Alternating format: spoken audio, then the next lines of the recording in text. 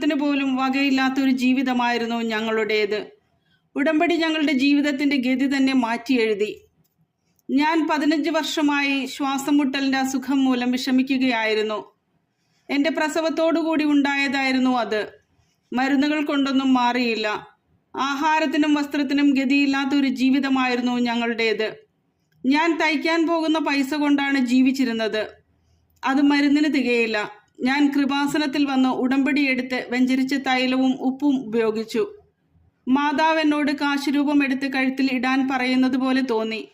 ഞാൻ അങ്ങനെ ചെയ്ത ശേഷം എനിക്ക് അസുഖം പിന്നെ വന്നിട്ടില്ല. എറണാകുളത്തു നിന്നുള്ള വിൻസി ഫ്രാൻസിസിന്റെ സാക്ഷ്യം. വെള്ളപ്പൊക്കത്തിൽ പെട്ടുപോയ സർട്ടിഫിക്കറ്റ് തന്നുകൊണ്ടാണ് ആദ്യമായി മരിയൻ സാന്നിധ്യം മാതാവ് എന്നെ അറിയിക്കുന്നത്. എൻ്റെ മകൾ നേഴ്സിംഗ് കഴിഞ്ഞ് വിദേശത്ത് പോകുന്നതിന് നോക്കിയിട്ട് തടസ്സങ്ങളായിരുന്നു. മുംബൈയിൽ ജോലി ചെയ്തിരുന്ന മകളെ ഞാൻ ജപമാല റാലിയിൽ പങ്കെടുക്കാൻ വേണ്ടി വിളിച്ചു വരുത്തി. ആ സമയത്താണ് മകളുടെ സർട്ടിഫിക്കറ്റ് കോളേജിൽ നിന്നും അയച്ചിട്ട് അത് ഞങ്ങൾക്ക് കിട്ടാതെ പോയ വിവരം അറിയുന്നത്. അതിനെക്കുറിച്ച് കൊറിയർ സെന്ററിൽ അന്വേഷിച്ചപ്പോൾ അന്നത്തെ പ്രളയത്തിലെല്ലാം നഷ്ടപ്പെട്ടു പോയി. ഇനി വേറെ മാർഗം അന്വേഷിക്കാൻ പറഞ്ഞു. ജപമാല റാലിയിൽ ഞങ്ങൾ പരിശുദ്ധ അമ്മയോട് കരഞ്ഞു പ്രാർത്ഥിച്ചു.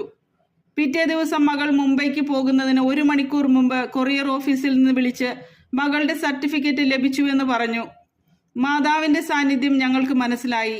പിന്നെ വെഞ്ചരിച്ച് നേർച്ച വസ്തുക്കളുമായി പോയി ഇന്റർവ്യൂ അറ്റൻഡ് ചെയ്തു.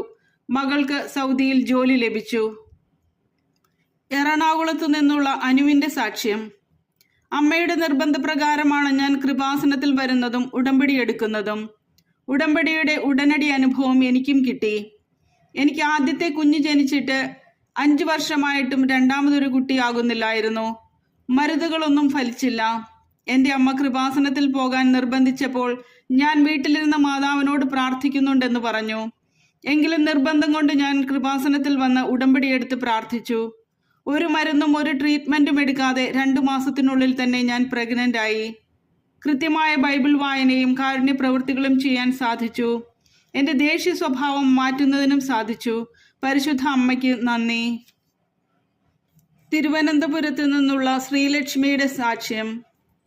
കടൽ നോക്കി പ്രാർത്ഥിച്ചപ്പോൾ എൻ്റെ ഉള്ളിൽ ഒരു തോന്നൽ വന്നു. അത് കുടുംബം രക്ഷപ്പെടുത്താനുള്ള മാതാവിൻ്റെ തോന്നലായിരുന്നു. എൻ്റെ അമ്മയ്ക്ക് പല ഹെൽത്ത് ഇഷ്യൂസും ഉണ്ടായിരുന്നു.